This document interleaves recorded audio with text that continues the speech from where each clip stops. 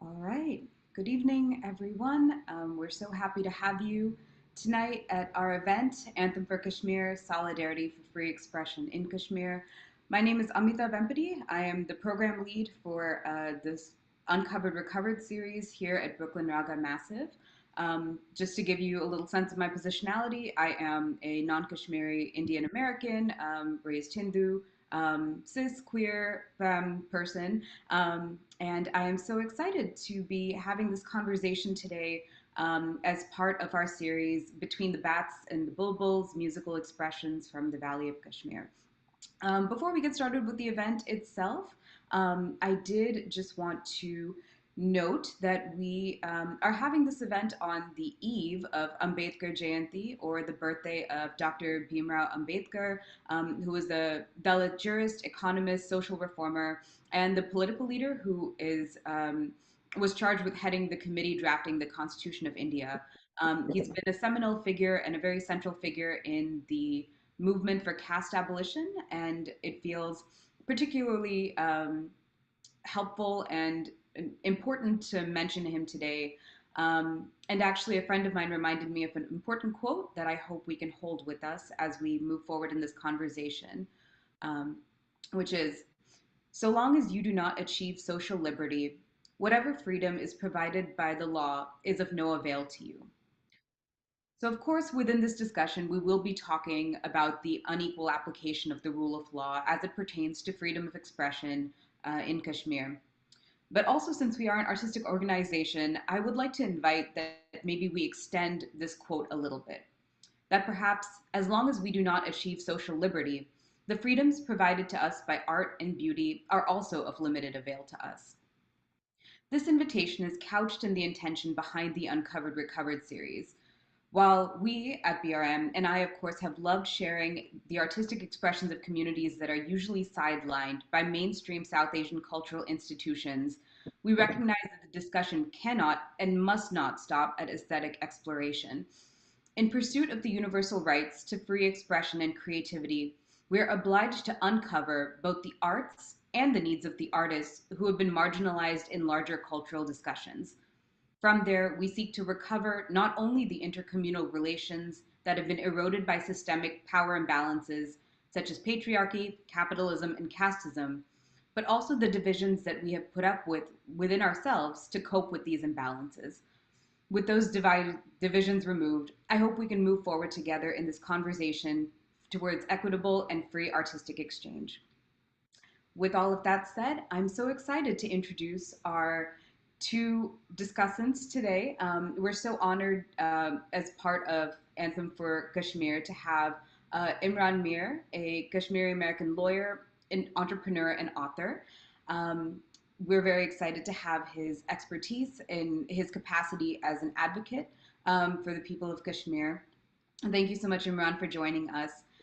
And of course, since we will be screening Anthem for Kashmir, it is our honor to have the filmmaker, the mind behind Anthem for Kashmir, Sandeep Ravendranath. And it's particularly exciting to have Sandeep as he is, funnily enough, part of the very early history of Brooklyn Raga Massive and has worked with our musicians before. Um, but from working with us in his capacity as an audiovisual expert, we are now proud to note his narrative arc as a filmmaker and one who's been making waves. Let's call it that. In Thank you for South having me. Asian. Sorry, Sandeep. Thank you for having me. Of course. Thank you both so much for being here today. With all of that said, I think it's really important that we begin this conversation by bringing us all into a similar footing or similar understanding about what's going on in Kashmir.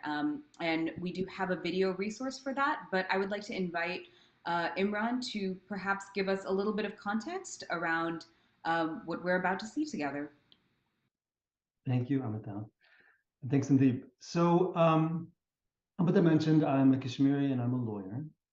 So, just to kind of give you a sense of what I'm trying to do, I think about the work that I do vis-a-vis Kashmir as an expression of my privilege as someone who is Kashmiri and has experienced that reality something of it at least, but also the disinformation that obscures that reality.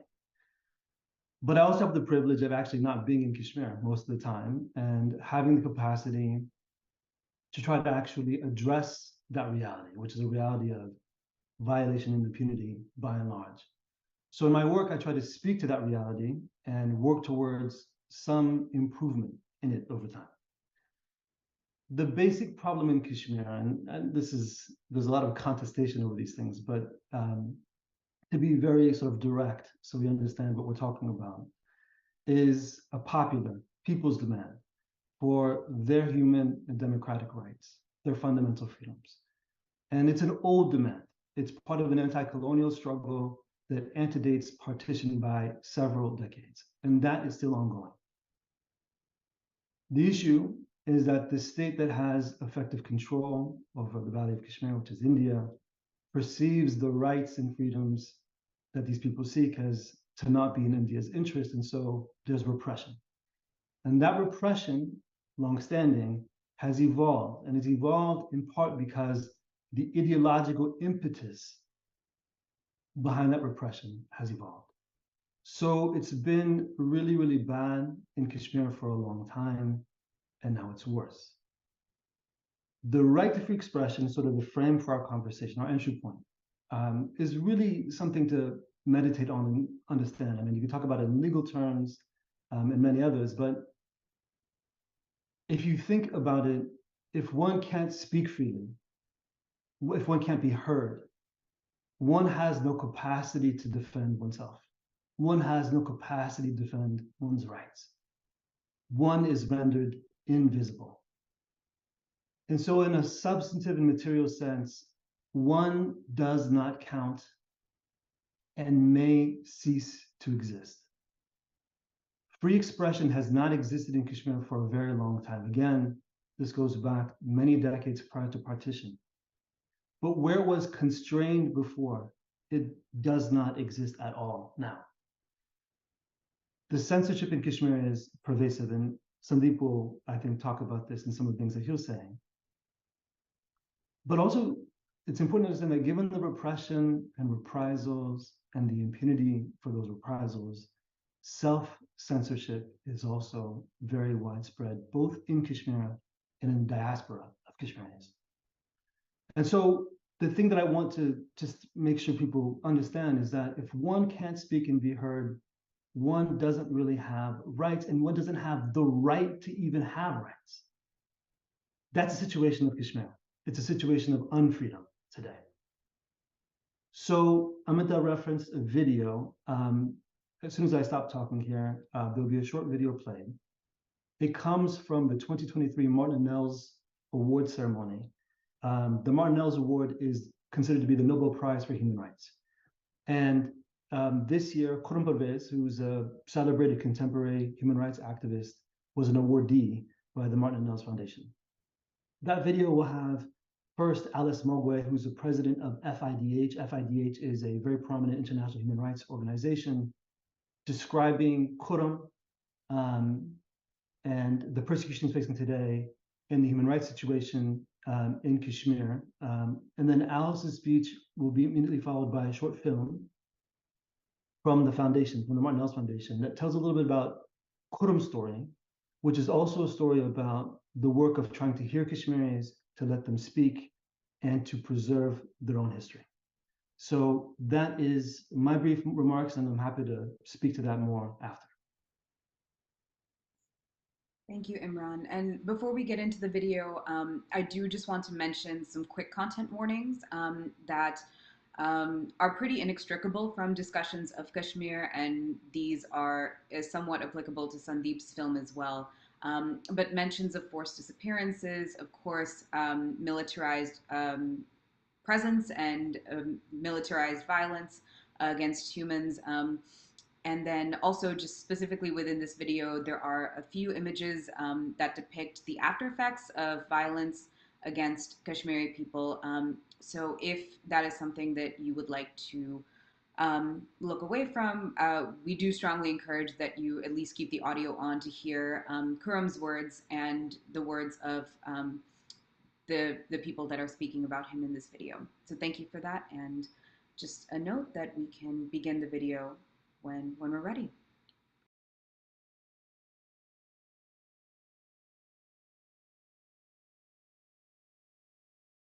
It is my great privilege to join you this evening to introduce to you Khurram Parvez, the first laureate of this year's Martin Ennals Award.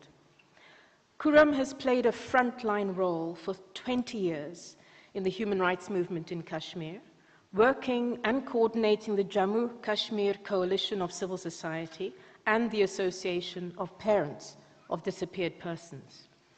The latter became part of the FIDH network in 2019. Khurram is also the chairperson of the regional network, Asian Federation Against Involuntary Disappeared. These all show that his dedication to fighting for justice knows no borders. For too long, the serious and systematic human rights violations committed in Kashmir have been willfully ignored by the international community. These abuses have been relegated to an inevitable byproduct of the long-lasting tensions between India and Pakistan and their geopolitical implications. Yet, these human rights violations are rampant, and it is thanks to Khurram and his colleagues that we know about them. It is thanks to Khurram that we know of the more than 8,000 people who have been subjected to enforced disappearances.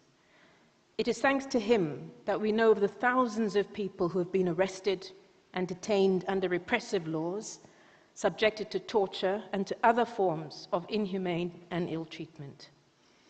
It is thanks to him that we know of the excessive use of force by security forces in response to protests and mass mobilizations of Kashmiri communities. For this work, Khurram has been repeatedly harassed and attacked by the authorities of India. His repeated and consistent advocacy is the main reason why, in September 2016, Khurram was stopped from traveling to Geneva to attend a UN Human Rights Council session. He was subsequently jailed for 76 days. Since November 2021, he has been arbitrarily detained under politically motivated charges, detained by the Indian authorities. Khurram's detention is an obvious attempt to stop him from documenting and denouncing human rights violations in Kashmir. Without him, these violations would go unreported amid the repression of local independent media and the Indian authorities' ongoing refusal to grant access to Kashmir to UN human rights monitoring mechanisms and other independent observers. Since Khurram's latest detention, information coming out of Kashmir has slowed to a trickle. Activists on the ground are scared to speak out, scared of facing the same reprisals. This is what the government of India wants. The fact that Khurram is not here with us today to receive his award in person is telling.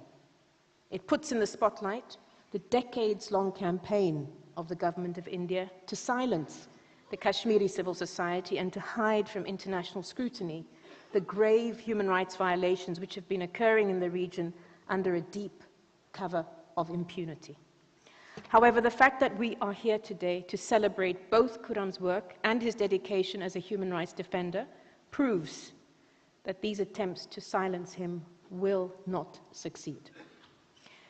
We stand here today to reaffirm our commitment to ensuring truth and justice for victims of human rights violations in Kashmir and to reiterate our steadfast support for Khurram. We also pledge to continue the fight to have him released from prison so that he can continue his work for the protection of human rights and human dignity. Here today, to accept the award on Khurram's behalf, is Zaman Ashraf.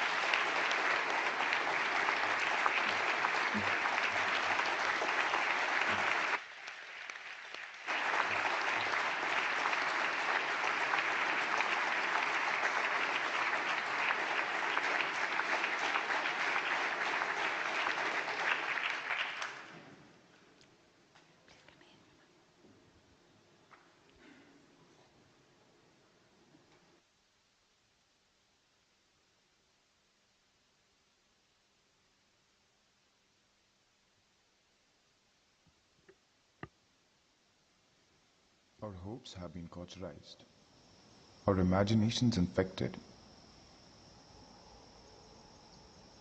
People have not forgotten what was promised to them in 1947 in Kashmir. It was in 1947 in August that India and Pakistan gained their independence and failed to reach an agreement on the sovereignty of Jammu and Kashmir, most of which remained with India. Kashmiris were never consulted. They were made invisible.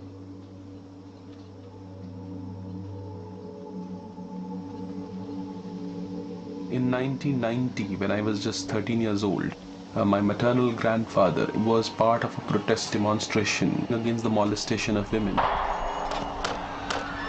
He was shot at, around 50 people were killed, and he was one of the persons killed. So it was primarily because of him that I got interested in why are people being killed at an age of 13. I became very angry. It was anger which was provoking me to do something. I was struggling with my own self. What is it that I would do would be the best revenge? Should I kill him? Should I spit at him? Should I shout at him? Should I hate him? Or what?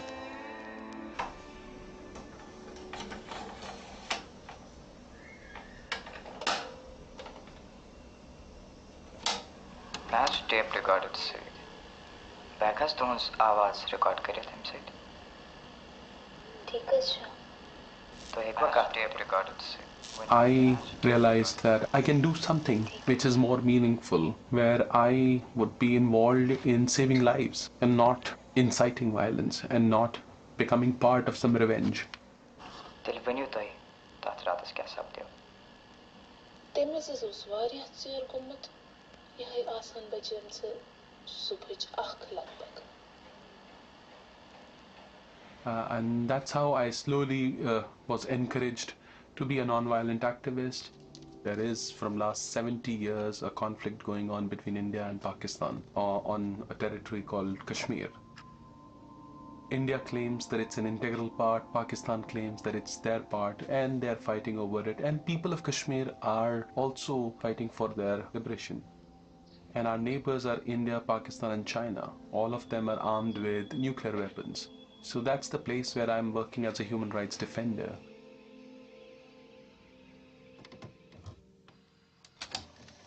Garkot Village, Baramulla District, May 28, 2010. One grave, 16 bodies. Identifying your village as 3 male youth. The body of Akram, not militant, who were residents of Nadia village, July 27th. From the evidence available, it involuntarily disappeared and murdered by members of the Indian Armed Forces. Doing the type of work that Khurram does day in and day out, talking to victims of human rights violation, investigating these violations, cases of torture, enforced disappearances, mass graves, takes an enormous amount of resilience. All the military operations that have been conducted in the region with direct implication on civilians. It's not an exaggeration to say that without him and the work that the organizations that he's part of do, we wouldn't know half of what we know about the human rights violations that are happening in Indian administered Jammu and Kashmir. اساس پرزنٲیتِم اصل پٲٹھۍ تِم نفر یِم ٲسۍ آمٕتۍ راتھ کیُتھ اسہِ چھِ تٕہٕنٛدۍ ناو تہِ پاے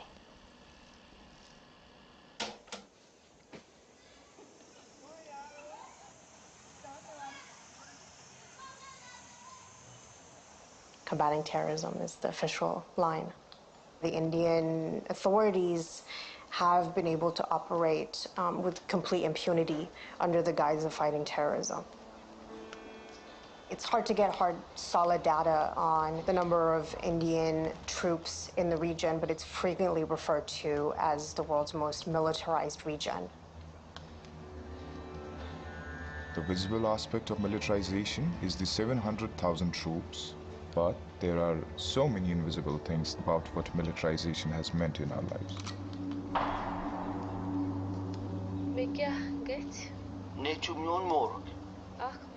Police and Dobro, the now that is Pakistan Dashin.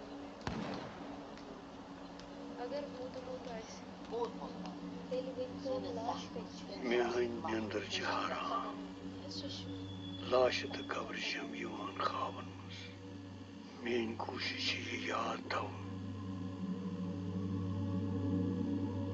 Internalization of loss and horror is intended to produce fear and isolation. What we are trying to do now is to document our present.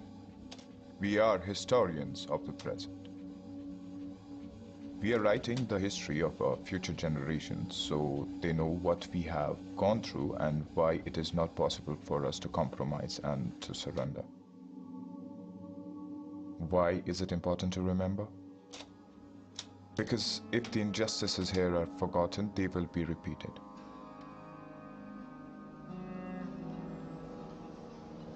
The states are coming to what was hidden, what they were sophisticatedly hiding. We have unmasked them. In this effort, of course, we have lost a lot.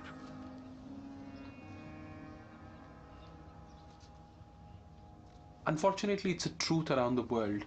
People who are fighting monsters, with time, they become monstrous themselves. I'll realize that I would not let my anger channelize into hate. I feel successful because I did not become a monster while fighting the monsters.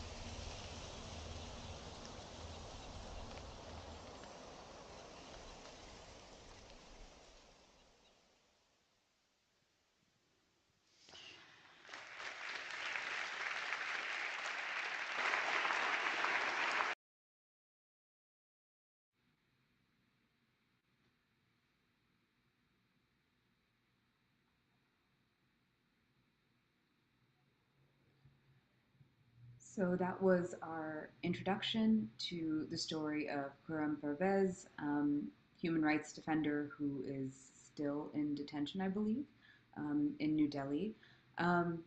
So that was a film that we hope gave you a little bit of context as to what's going on in Kashmir vis-a-vis free expression, and especially the defense of human rights by people like Khurram Parvez and many, many others in Kashmiri civil society. I feel like this is maybe a good time for me to mention that this can be a lot to understand and unpack right away.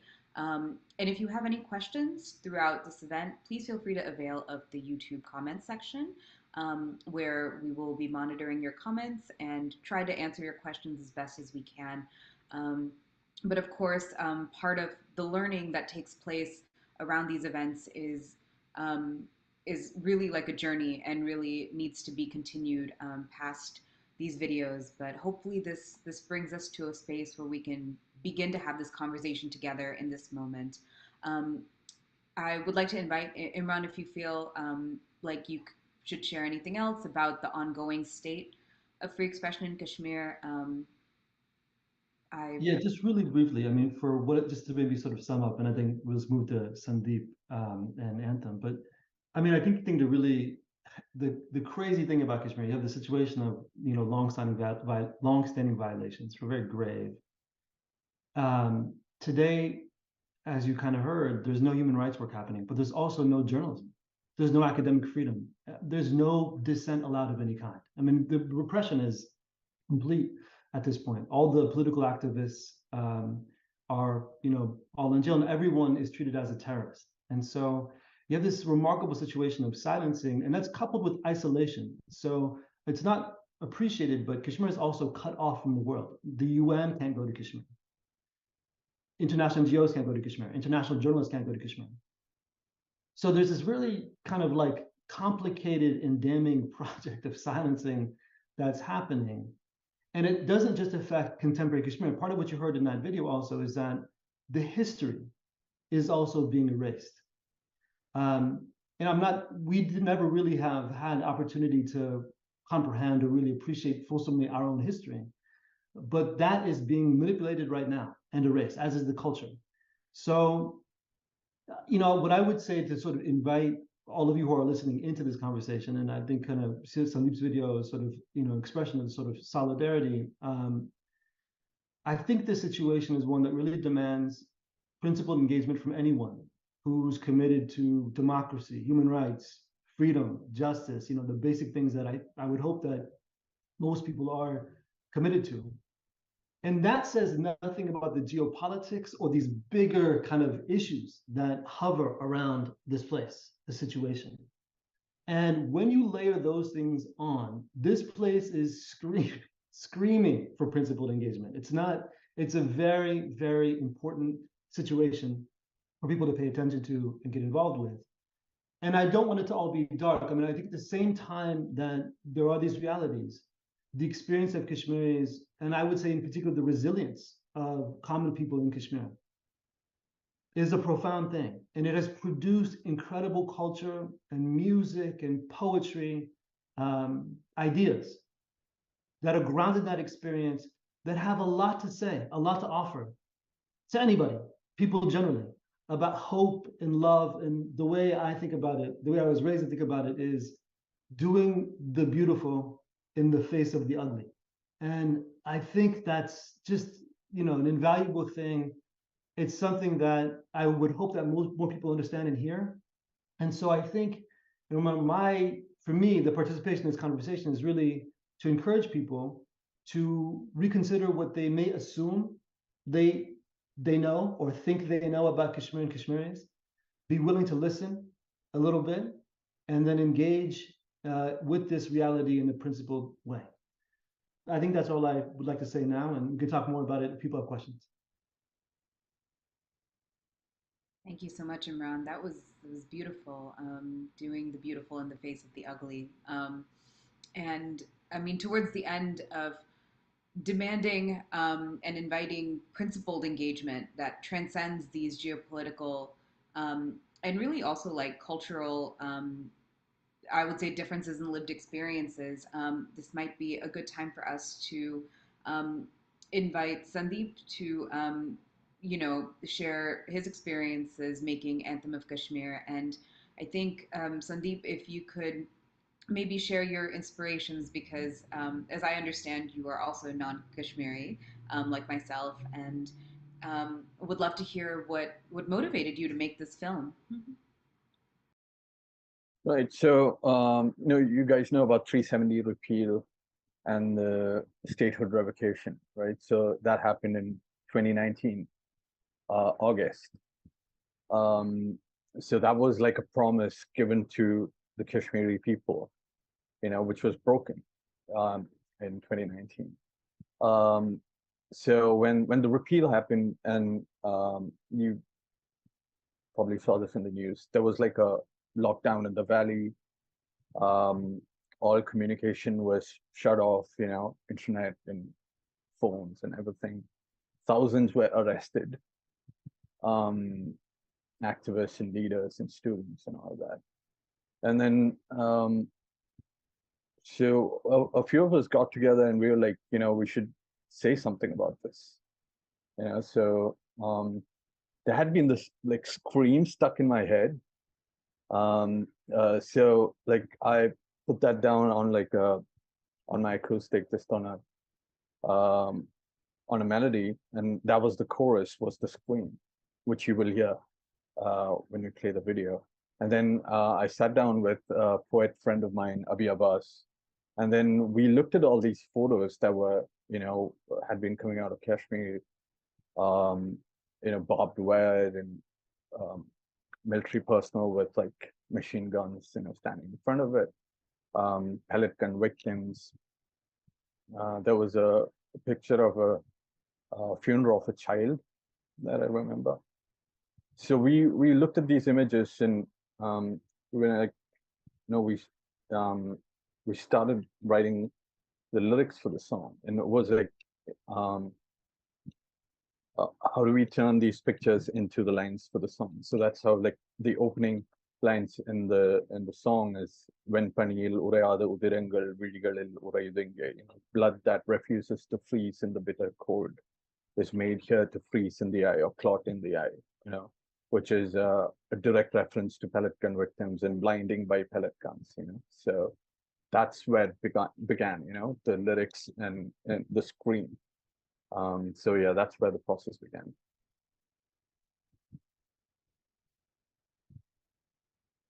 Thank you so much for sharing that, Sandeep.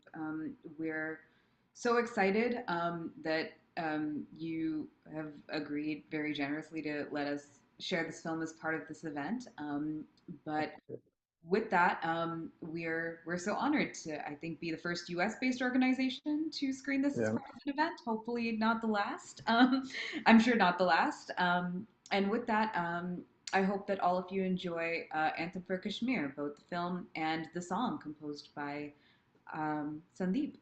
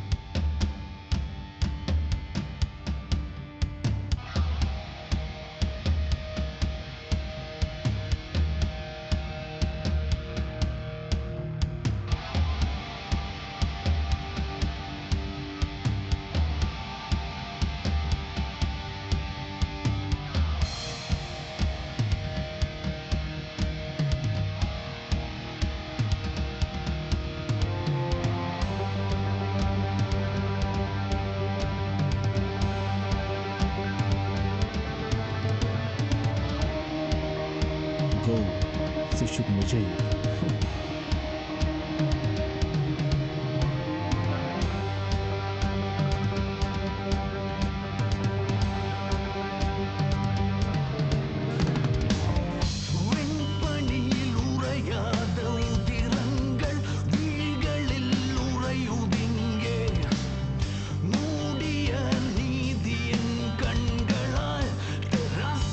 பொய்த்ததிங்கே பெண்மைகள்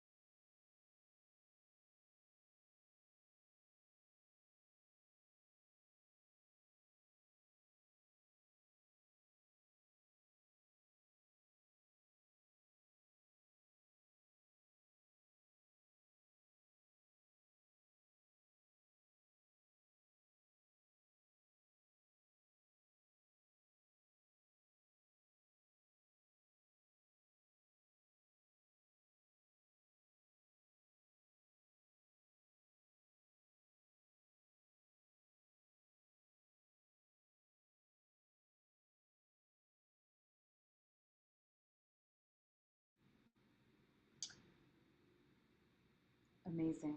I feel like every time because I've watched this film quite a few times, and I think um, the profundity of the lyrics always gets me, but then I'm also like headbanging. It's a lovely combination of things.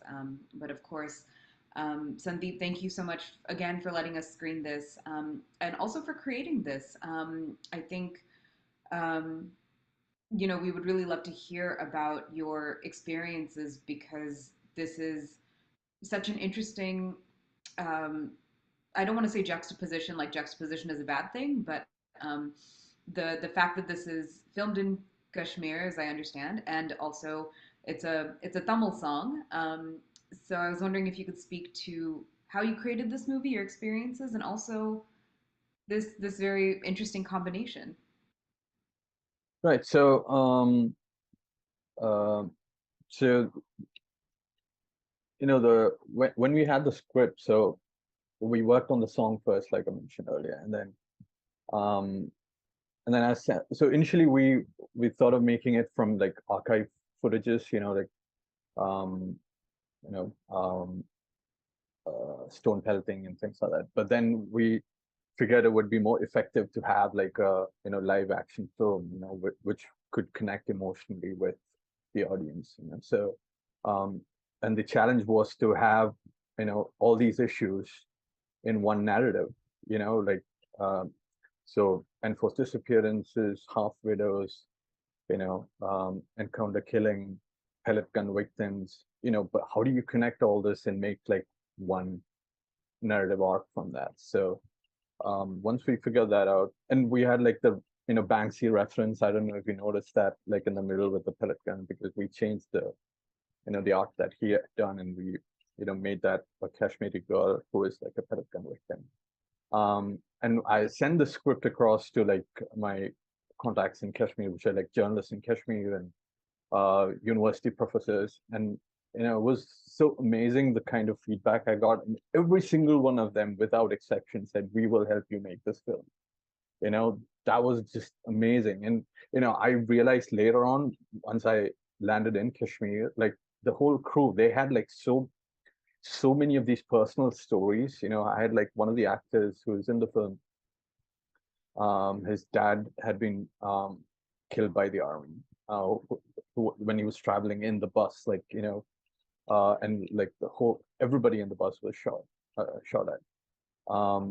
My cinematographer took me to this lane where he indicated to the spot, saying this is where my childhood friend was shot and killed.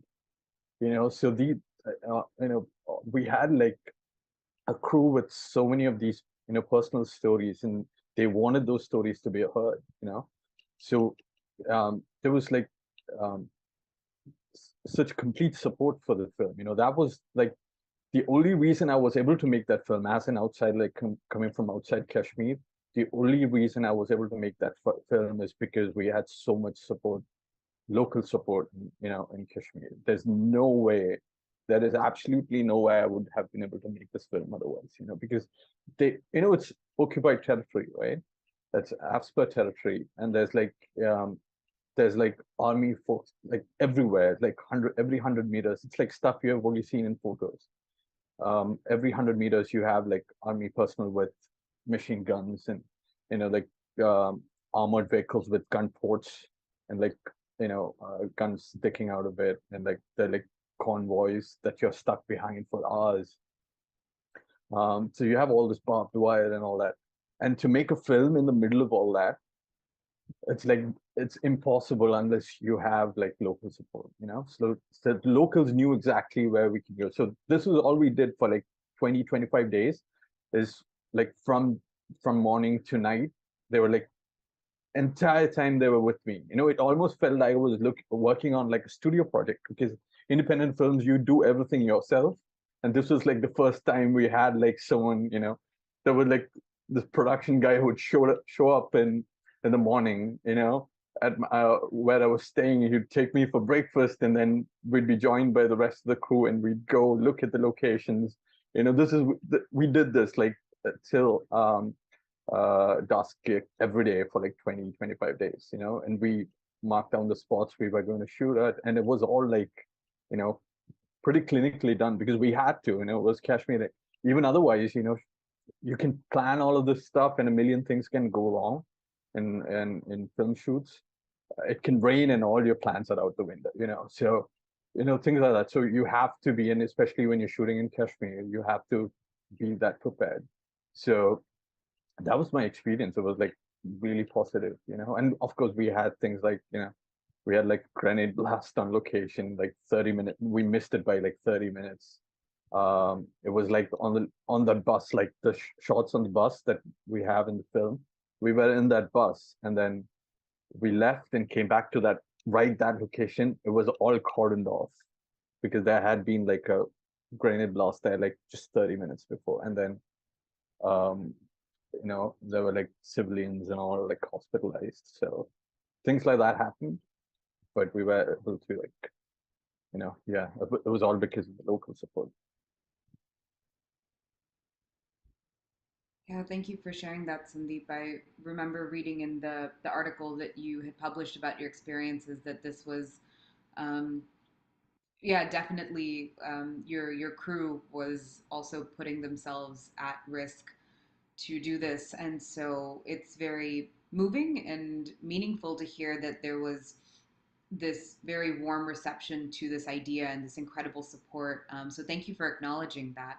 Um, I think, you know, I'm also very curious to hear because a lot of the crew was there was a lot of crew in Kashmir, and then it seems like there was a lot of people outside of Kashmir and even globally who were working on this. So I'm curious to hear like how you sort of found those networks and sort of found that energy to work on this film and produce this sort of both, you know, with this local filming component, but also with this pan South Asian and really global component. Um, yeah. Mhm. So the global part was really for the song, you know, because we used to have a band like back in the day and all, but they're all in IT now in like different parts of the world. So, so like, you know, when I had the melody down, so we were working on this Logic Pro session. I don't know if I should get technical, but you're a music person, you know what Logic. Um, so and then we were just exchanging these Logic sessions. So my guitarist Sudeep Ghosh, who's in Philly, so once I had like the basic arrangement, I sent that stuff over, and then he had his stuff, and then guitar layers and all that. And then we had the bassist in Bangalore, and he added his layers, Govindan, who's actually an incredible guitarist himself. He has like a band of his own. They're doing some really good stuff in Bangalore. And then we had drummers. We had two drummers. One is based in New York, Varun Das, and the other is in Cali, Anup Thomas. So and Warren is also doing a lot of work, and you know we had like schedules conflicts the drummers had, so we had to use two drummers for the project. So that was the global component, and then the video itself. I mean, when we were shooting, the production crew was all Kashmiri. I was the only non-Kashmiri on that crew, you know. And when the post production happened, so we had so Sudeep, we had like you know folks from all over India. Sudeep is Bengali, uh, and Govindan is from Karnataka, and then we have Tamilians and people from Maharashtra and Delhi all working on the crew. So yeah, so that and a lot of that happened post production, you know, with the editing and music and performance, because we recorded in Chennai because the lyrics were in Tamil. I'm Malayali, and my lyricist friend went with me to make sure I was pronouncing the words right, you know. And we made sure because we wanted to record the song in Chennai so that you know we'd be surrounded by Tamil-speaking people. So if there were like any mistakes, it would be caught at that stage, you know. So yeah, that was like the process. So yeah, so it was like a combination effort of all these people. Yeah, that's really incredible to hear all of these different elements coming together because I feel like, you know, and I feel like definitely talk about this later, but of course, Imran um, alluded to it as well that there is this really significant difference in not only lived experiences between Kashmiris and non-Kashmiris, obviously, but also just even beginning to understand what's going on there. And that has really impeded sort of this ability to mobilize on a larger scale um, by more principled South Asian people and Indian people to come together. So it's really lovely to hear that this was a group of people that you worked with, just both in Kashmir and outside of Kashmir. And as someone whose dad is from Chennai, always appreciate a little bit of representation for my dad's hometown, I guess. Um, and yeah, I mean, I guess we focused on the production, but obviously, as I mentioned before, it's been making some waves. And for those who haven't heard, Anthem for Kashmir is now censored by the Indian government, and there's no really like nice segue into that. But I guess I'm just gonna put you on the spot with a big question, Sandeep, which is, how did that make you feel? I mean, so the censorship itself, I mean, everybody, like anyone who has read the newspaper in India, like, all the things that have been going on. So you wouldn't really be surprised because people have been thrown in prison for way less, like Facebook posts and stuff. So, but, the Kashmiri crew, my friends in Kashmir and myself, we weren't really that surprised that the, censorship happened. Because, and we didn't actually walk in all blue-eyed into the project either because we did some homework and we had some lawyer friends and journalist friends guide us even before the release. We previewed the film for them, and the lawyer friends helped us with the wording and the opening title and a few other things and stuff like that. So, but a lot of other people that I previewed the film to were like, there's no reason to worry. There's nothing in this. There's nothing in this that can get the film censored. So those are the guys who are now surprised. So they're like, like why is it censored? And the answer is we still don't know, because the ministry notice cites zero reason. There's no reason cited in the ministry notice for why the film is censored. So we still don't know why it's censored. Like a lot of even some activists in Kerala mentioned these days. He wrote about it as well. So that he couldn't find anything in the film that warranted censorship.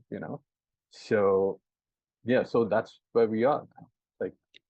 Like we don't know. And which is like the key thing with Kashmir as well, right? Like it's all like we don't know.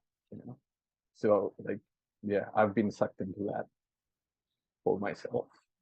Of course, the lack of transparency is, that's how we've gotten to this point of really building up these divisions. Like the unequal application of rule of law leads to divisions in our understanding and divisions between each other when we can't understand what's going on. Um, so, I mean, thank you for noting that you also don't know what's going on. And I appreciate that you mentioned that you sought legal counsel before releasing this. And something that I just want to name, that in curating the series, I realized that maybe I didn't have to, hire legal counsel, but definitely did receive a lot of guidance from people along the lines of like, how do we word things in the series? How do we speak about things that don't endanger the folks that we're working with? And that was a really new experience for me. But I imagine um, for the Kashmiris you worked with, that was probably something they were also expecting. So I'm curious to hear, like, how was their reaction to the fact that the film was censored? Were there any safeguards taken in the event that the censorship might happen?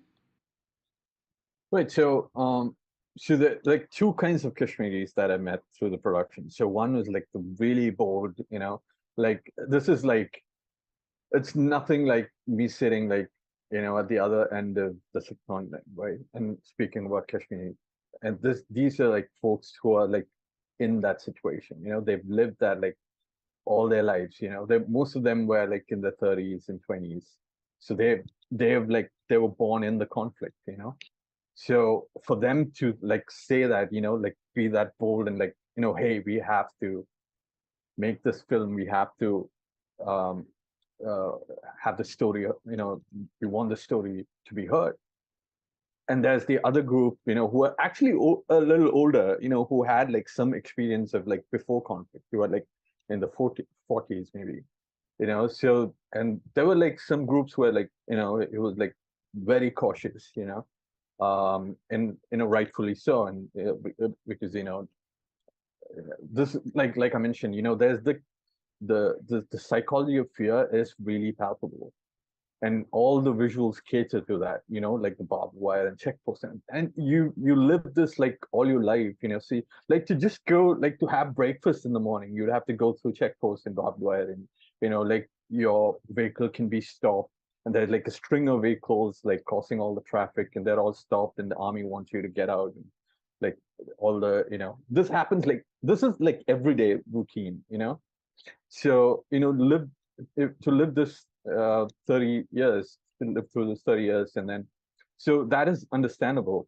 And a lot of like some Kashmiris who uh, were from Srinagar or lived outside Kashmir were also like, super supportive. Like we have to say, this, we have to make this film. So those are the two kind of Kashmiris. So so the opinion was divided in that sense, and we there were like Kashmiris who didn't want their names on the film.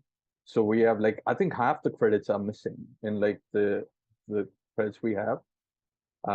So I mean, so we, so consent was like the main thing. So like, do you want your name to be on this? So like, yeah, so that was all part of that process, So we made sure like, people who are okay with having their names, we have put their names on the credit list, and there are like a few names who had made like huge contributions to the film who are like actually missing from the credit list.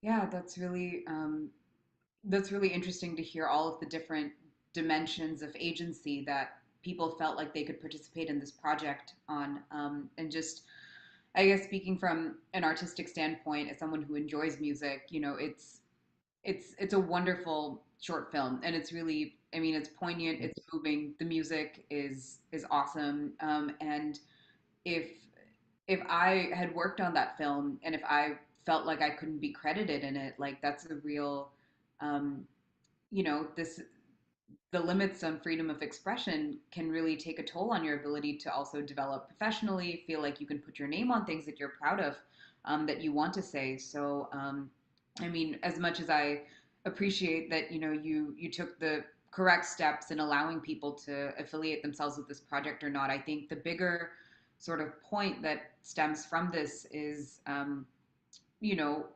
the idea that censorship can also lead to self censorship. I think that that maybe brings us into a larger conversation. And Imran, I'd be curious to hear your thoughts about this. I feel like in this discussion around Kashmir, we've touched on so many different reasons why Kashmiris aren't heard in South Asia. There's so many geopolitical reasons. There's so many cultural reasons, um, and I feel like we're sort of in this place where we have to unpack a lot of different things, before we begin, sort of figuring out where is the phone line broken or where is the phone line cut. Um, so I guess I'm curious to hear from both of you, what your thoughts are on where these roadblocks lie, when we attempt to really hear from Kashmiri people about their experiences.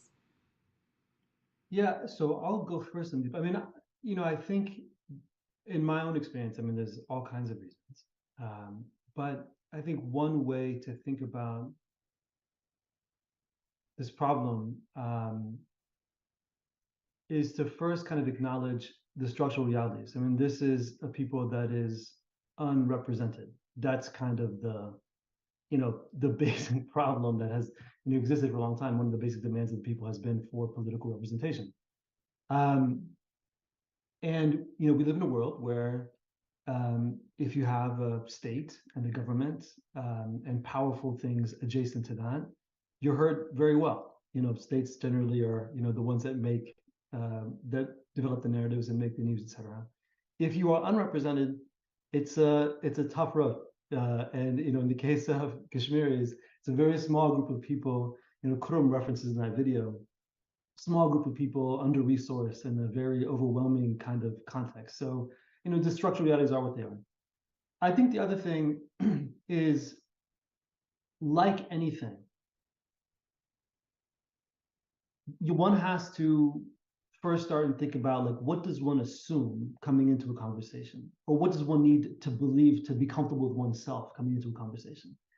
And there's too little questioning of assumptions. You know, people think they know, and I think the thing about Kashmir is it represents a lot to a lot of people. You know, there's nationalistic ideas about Kashmir. There's these exotic, you know, this beautiful fair-skinned people stuff, and like, you know, all, you know, beautiful place and etc. And it is a beautiful place. It's not that it's not beautiful. But once you start to objectify or instrumentalize a people or a place or anything, you're not seeing people anymore. You're not seeing human beings that live reality. You're sort of seeing something else. You're projecting onto this place something else, and these people and their experience something else. And I would say, I mean, that's the, you know, the structural reality is a huge, overwhelming, omnipresent issue. And then the problem of a lot of us is that we're not seeing it. We're projecting onto it. And there's all kinds of things that are being projected. And it has been this extremely inviting canvas for projection for so many different groups and people for a long time. So, I mean, in essence, it's that. And so I would just go back to this point about, I mean, I think there's tremendous richness here. And I'm super biased because I'm Kashmiri, but I mean, I think also speaking objectively, I think there's tremendous value and import to this situation in the experience of these people. But it requires of all of us that we check ourselves and our assumptions and listen and then engage, as opposed to coming into the conversation with a lot of presumption and assumption, and we miss what there is there to sort of see and to hear. So, I mean, I think that's, to me, that's, I mean, we go into a lot of nuance and detail, but I mean, conceptually, that's the problem. Right. So, I mean, with regard to like censorship and stuff, I mean, you see this all across India. It's not just Kashmir, right? So, like wider India, you have the new laws that was recently amended. You know, so the one that Kunal Kamra has gone to court for, that happened just last week, right? So so all of this, you know, like, and even while, so once the film was censored, you know, my experience with screening the film with all the people who didn't want to screen it, you know, like major platforms, even in Kerala, you know, Kerala is supposed to be like this liberal bastion, but you know, it was like major, like globally renowned platform, like that recently concluded, like in April. And they were like, hey man, you know, we have intelligence folks watching us, you know, we have government and corporate funding, you know, and organizations have their own mandate and all that. They give you like all kinds of excuses, but none of the major platforms in Kerala were prepared to screen the film, you know. So we've only had a few screenings, even in Kerala so far, and none in rest of India. So one in Chennai, but like nothing north to that. So it's been really hard. So people self-censor, and you know, they don't want to have anything to do with, like, even like I was mentioning to Imran right before the program too, like even sharing like the film's link or like an article about the film, you know, they're like, you know, they don't want to do that. I mean, like I said, you know, people have been thrown into prison for much less, you know, just writing on Facebook. So it is understandable. So, but like the more that happens, we have more and more people just like, you know, shutting themselves out. So like, how do you engage with that? So, because the reason you make the film is to actually say something about what is going on in Kashmir. And you see what's going on in Kashmir, the repression, it's like a wider thing. What is Kashmir today is India tomorrow. I have no doubt about this.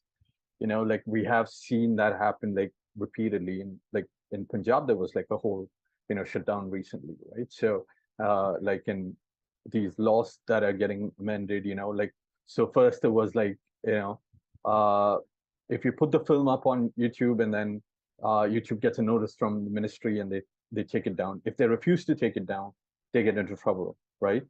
OTTs are self-censoring for the stuff they are making, right? So you have issues, but you had issues with web series like Thunder and so on. So like all the censor, like so what the people consume at the end of the day, it's like the sanitized, this version of like what can sell. It's basically money at the end of the, like what drives all of this, right? So what can get corporate funding or like your advertisements or whatever, right? So anything that looks at any of these subjects like critically, um, there's there's this issue of representation and being heard.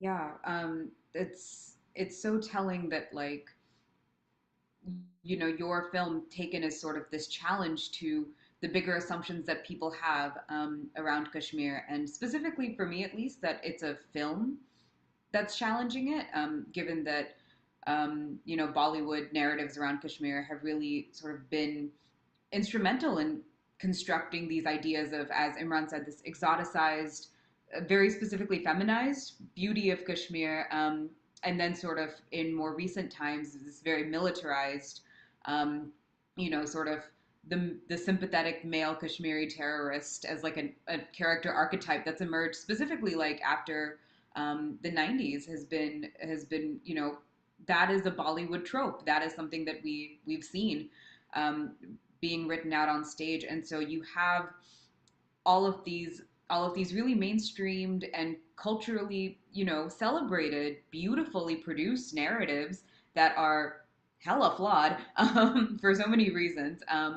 And then the fact that Sandeep, you've created this film which really challenges that on so many levels, but that's what gets censored, is part and parcel of this bigger problem of how we come into this discussion. And I do also feel just beholden to say that as a non-Kashmiri who was curating the series, that even if I recognized some dimensions of how I came into this conversation with previous assumptions, say if even if I did know prior to curating the series, oh, Bollywood representation of Kashmir sucks, and I'm glad that I know that part at least, so I can divest a little bit from it.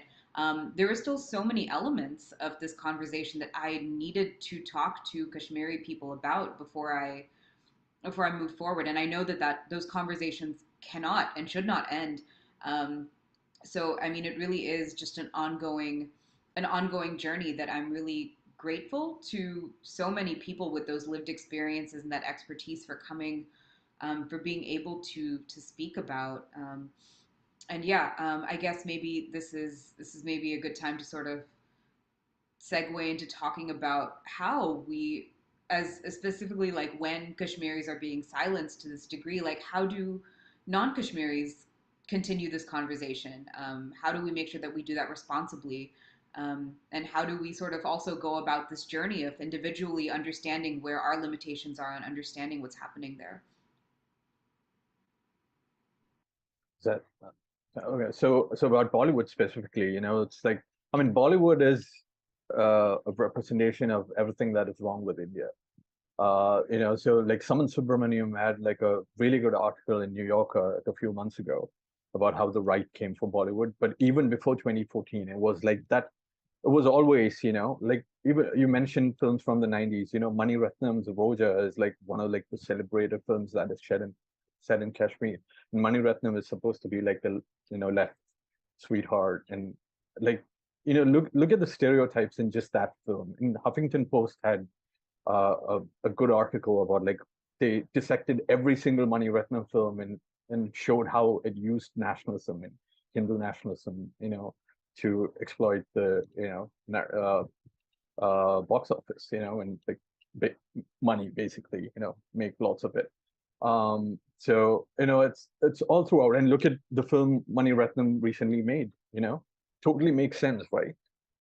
So it's like it's that, and Bollywood, even Bollywood and Indian cricket, actually, those two things. And like Caravan magazine had like another article on that. So those two things are like really representative of like, those are the markers for me. Yeah, like what's going on, what's going wrong with India. For Kashmir specifically, about representation in Bollywood, I think Imran can speak to that.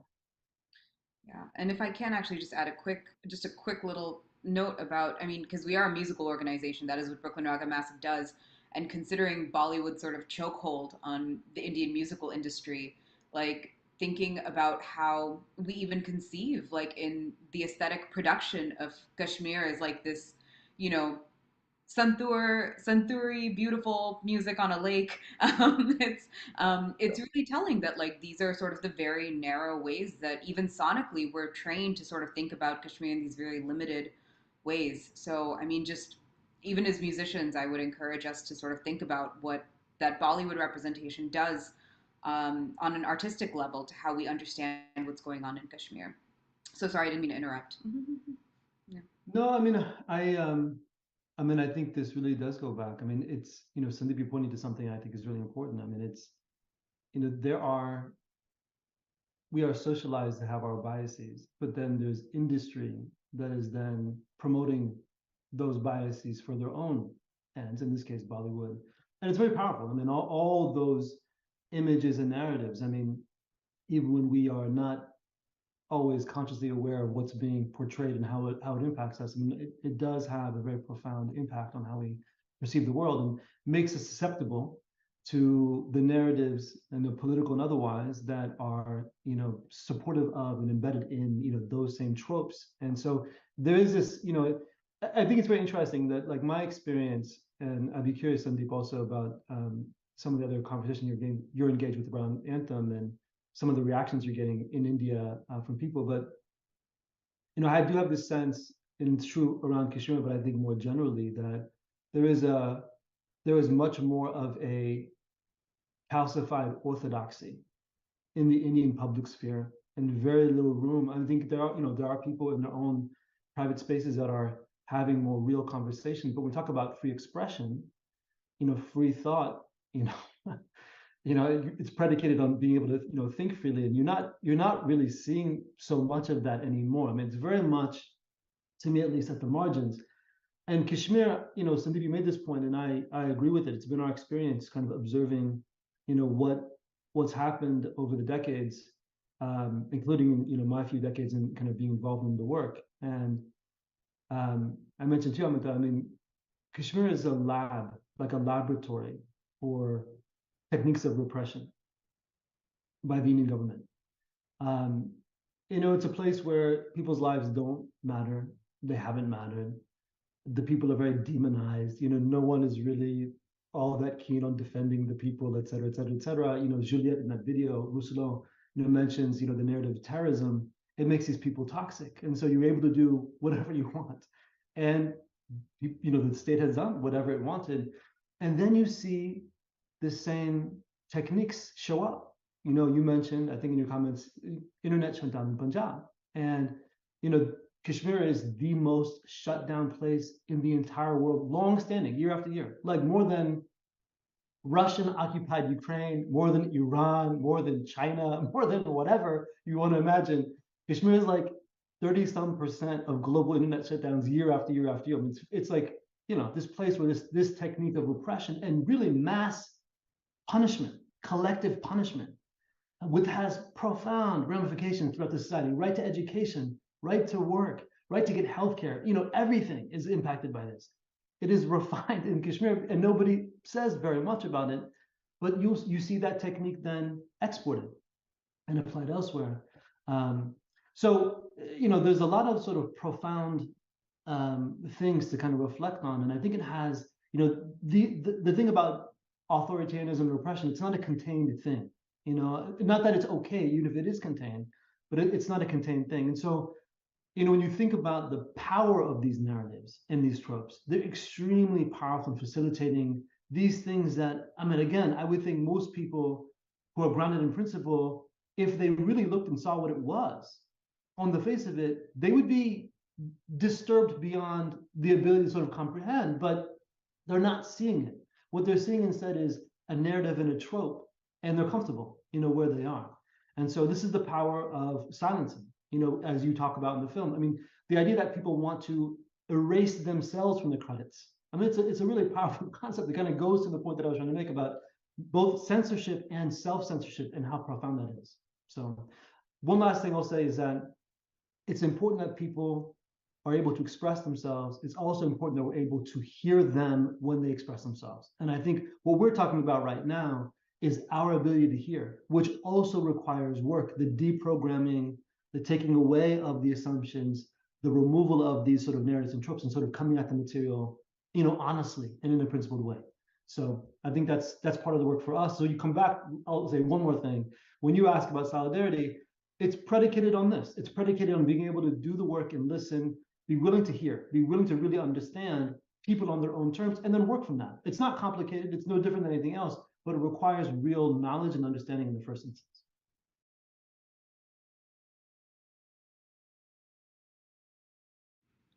Yeah, definitely. I mean, there's so much, as I think, I've said this a bunch of times. I'm always struck by how layered both of your insights have been on, this, like, how do we unpack on a fundamental rule of law like level what's going on, and then work our way down to just what we've been programmed to believe. And on so many levels, it's just it feels really overwhelming, and really really difficult, but also it's really important. And I think, Imran, you bring up the very important point of, if people who are principled in their pursuit of equity, and people who are principled in their pursuit of democracy, just know what's going on, that should be impetus enough to mobilize us to be able to do this important work that really stems from um, deprogramming ourselves, figuring out how we can listen. Um, I think, I felt very much in my conversations, not only with you leading up to this event, but also many of the other Kashmiri people that I spoke with prior to this series, a real patience with me as I learned, which I'm so appreciative of. Um, but also this really, as Sandeep sort of hearkened to with his own experience, this real welcoming into a greater understanding. And I just want to name that I have such profound gratitude for that level of patience to talk through these really difficult lived experiences to people who want to know more.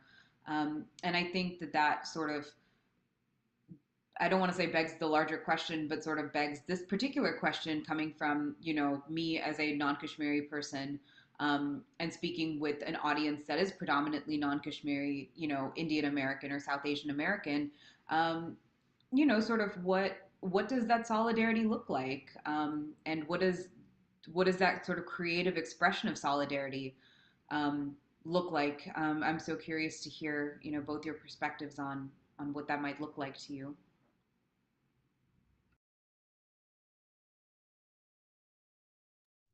I'm going first.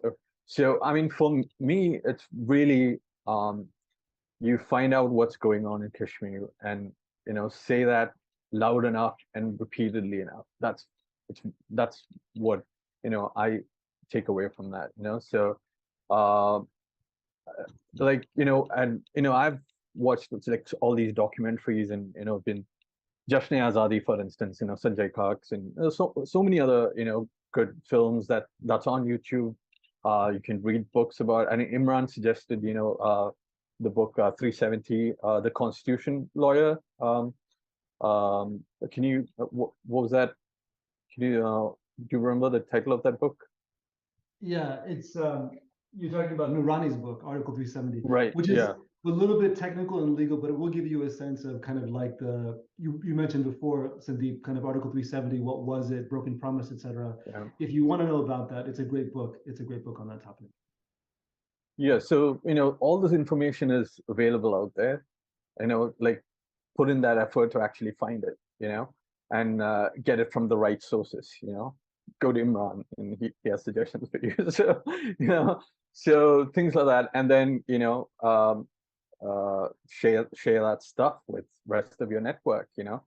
to see, hey, this is what's going on. This is what's being done in your name in Kashmir, right?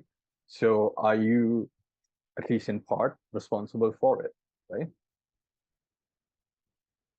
Yeah, and I think whether we're responsible for it or not, it does necessarily put on us the obligation, the moral obligation to do something about it. You know, the things that are done in our names or done based on identities that we hold, you know, part of the obligation of that which we have or inherit or identify with is that we do the work around those things. And it's not being done today. I mean, candidly, I mean, Sandeep is, and you, Chamdar, you're exceptional. Like the overwhelming, you know, response is not like this. And so, you know, I think Kashmiris are, in my experience, you know, very welcoming to anyone who wants to, you know, be honest about engagement. But it's, you know, obviously very off-putting when people come in with a bunch of, you know, hatred and venom, etc. Um, I think the place to start, to your question, Amita, is to do a little bit of reading and a little bit of watching, a little bit of listening. And there are kind of curated places to go. We, scholars and others, have compiled really good resources that people can, you know, interact with, and that we can sort of share some of that after, for anyone who's interested. And those are good places to go to just kind of just immerse yourself in whatever you might be interested topically.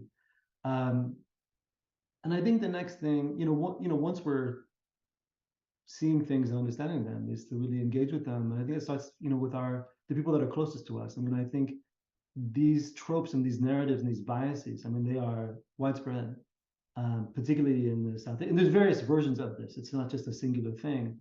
And I think really starting those conversations amongst our own friends and family and the people with whom we interact, and then also trying to find ways to, you know, Sandeep's point, to make these stories heard, make people heard, you know, make that experience present and not erased. You know, do the opposite work. You know, make it really loud and amplify that which has been, you know, marginalized and discredited or erased. You know, let Kashmiri speak, help them speak.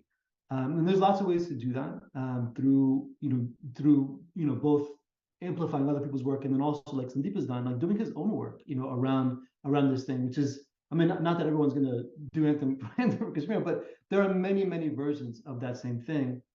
And there's many other projects in which to get involved. But as we're talking about expression, and I think those are things that, I mean, that's how I would encourage people to think about starting and working outwards. And there are many, many opportunities. And again, I mean, I think this is about Kashmir, but it's also about the things that are present. Those phenomena are not Kashmir specific. Some of the constellation of circumstances and the difficulties and tragedies is specific to the context, but the issues that are present, the repression, the silencing, the censorship, as we're talking about, they're not specific just to that context.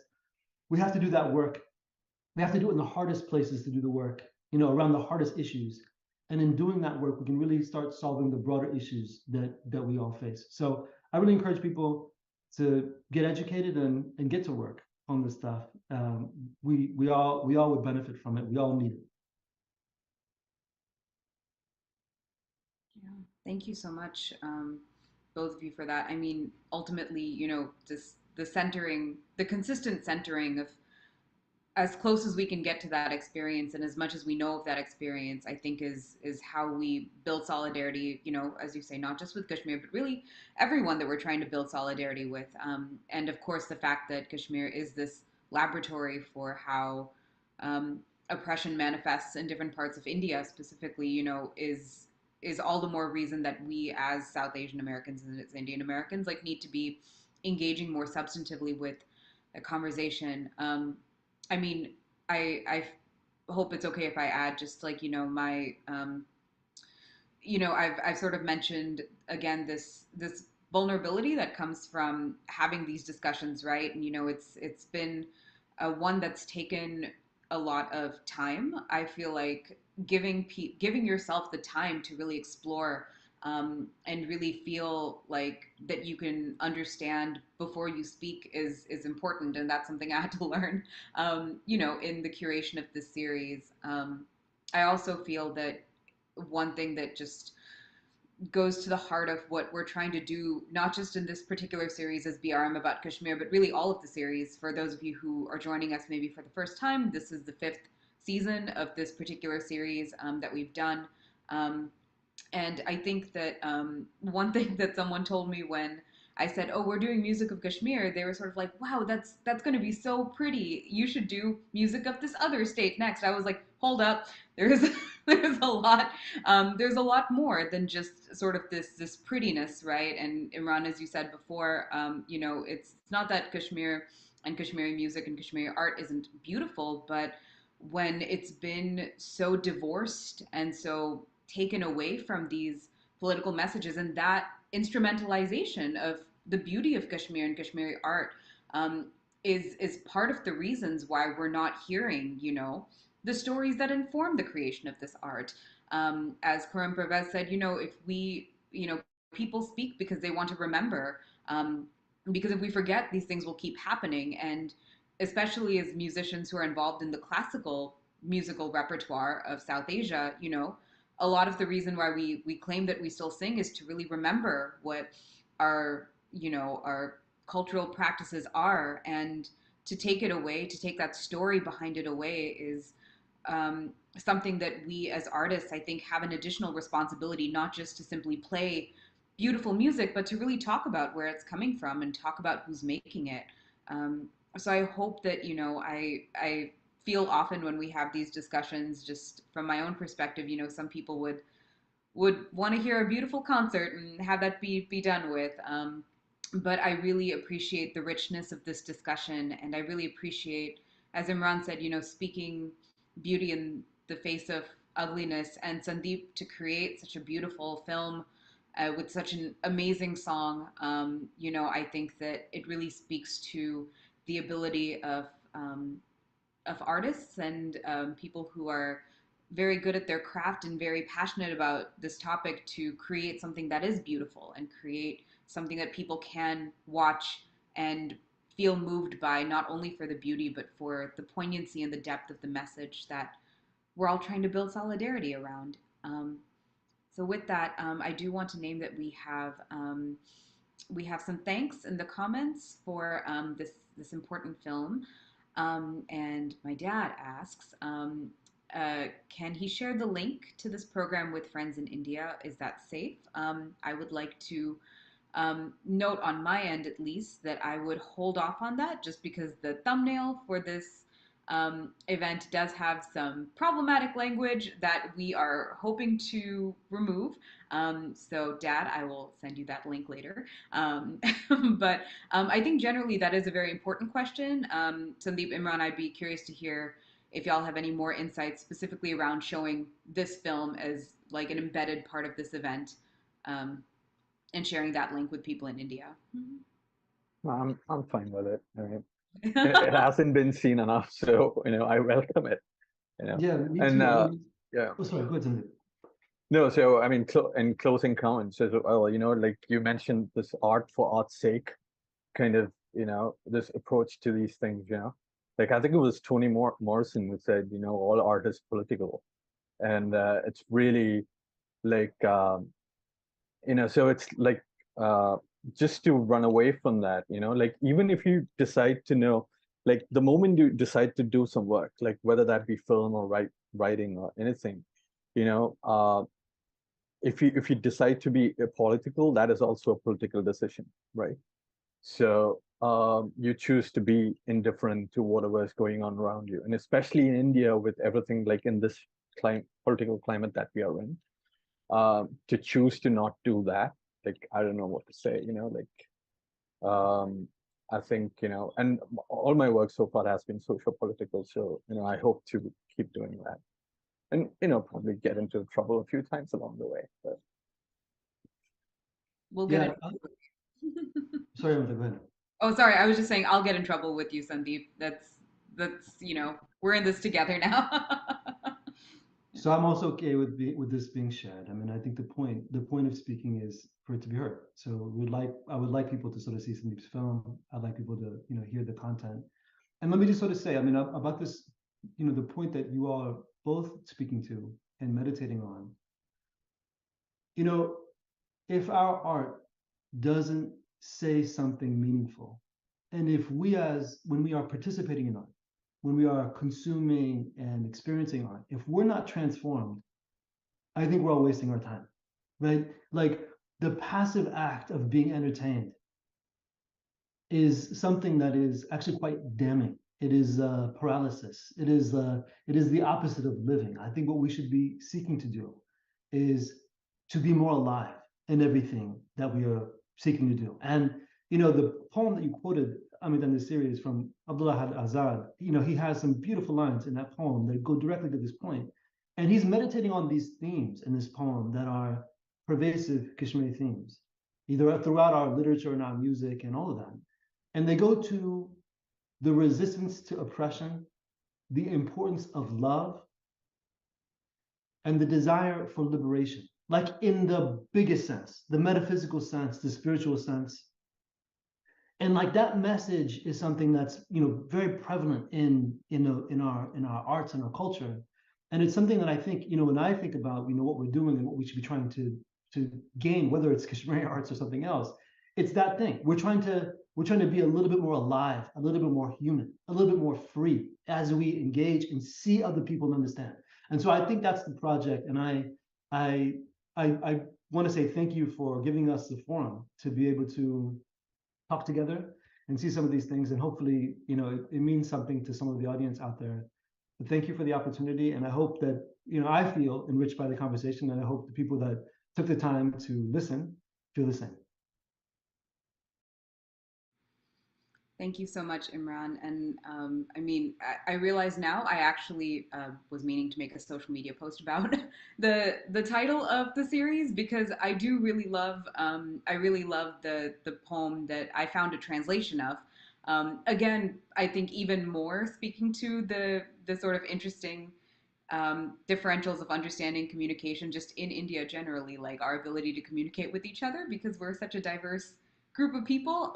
Sometimes even the linguistics gets fogged up a bit, but I'm very thankful for the person that translated this poem so I could read it and understand the beautiful passage.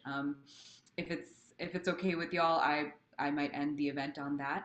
But before I do that, I also um, once again just really want to thank both of you for being a part of this, not only a part of this event and a part of this specific discussion, but both of you really helped me in terms of coming to this series and really, as I said before, unworking some of my assumptions, understanding, I think, even deeper narratives that are problematic about how people portray Kashmir and Kashmiri art. And of course, the safety concerns around, as we discussed, even speaking about Kashmir in the first place. So I just really want to extend that gratitude to both of you for being willing to participate in this conversation, but also to just have so many more conversations with me. I really appreciate. I feel like we're all buddies now. So thank you for that. Always nice to walk away from the series with more friends, and I just really look forward to continuing this conversation with both of you and seeing, of course, Sandeep, what more films you can make, because if Anthem for Kashmir is any indication that there's even more beautiful and moving content coming out from you. So thank you for that. And obviously, thank you to everyone. Hope so. Sorry, please go If I ahead. can find the money to make the film. Oh, yeah. I don't have it, but like we can we can make something happen. I'll Venmo you. Um, but with that, also just a thank you to everyone who's watched this conversation because it is live streamed. This will live on the internet forever. And once we get some kinks resolved with how the thumbnail sort of uses problematic language, we will be sharing this further so that y'all can share it with your friends and hopefully also join in this discussion. With that, I do feel like, so the poem that the series title, which once again is Between the Bats and the Bulbuls, is an ode to the poem The River by Abdul Ahad Azad, which Imran, I believe, is a revolutionary communist Kashmiri poet from the 30s, 40s, 50s. Yeah, he was writing in the 30s and 40s. He died young, in his early 40s, in like the late 1940s. Um, he was a nationalist, and yeah, I think of him as sort of like a mystical kind of poet, but he has like a nationalist bent, and it's very much about the need for people to see everyone on equal terms and fight together for a better future, and really move, like just get up and move, do something, don't sit at home. That's kind of his recurring theme. So Abdullah Azad, he's a good one. I love I love that idea of just movement, especially, I mean, semi-ironically, because all of the events that I've had so far have been virtual. There's been not a lot of physical movement in these discussions, but I do find that we've obviously all moved together and really had a lot of important conversations through this series. And I invite people to join us also for the screenings next week, that will continue sort of exploring how Kashmir is portrayed through film, and specifically Kashmiri music. Um, so with that, I'm gonna just, if y'all will allow me to read these few lines from this translation, I welcome y'all to interpret them as you see fit. Once again, by Abdul Ahad Azad. My yearnings find expression in bubbles, commotion, tumult. It is in wandering to distant goals that I find the music of life. I move on day and night through rocks, ravines, and ditches. I do not pause for rays. I do not pause for play. I am at home with the bats as I am with the bulbuls. Flattery cannot tickle me, nor disparagement make me falter. A purpose brought me here, and I live to see it through. I am not fettered as men are by the fear of disapprobation. Forever faring forward, I know no turning back. My delight is in sweet eddies, revolutions, and earthquakes. And with that, I hope that we may all move forward in our principled engagement with Kashmir, and our continued learning and unlearning, uncovering and recovering, as we tackle these important conversations. Thank you all so much for your time, and thank you once again, Imran and Sandeep, for joining us today. Thanks for having me. Yep. Thank you. Thank you.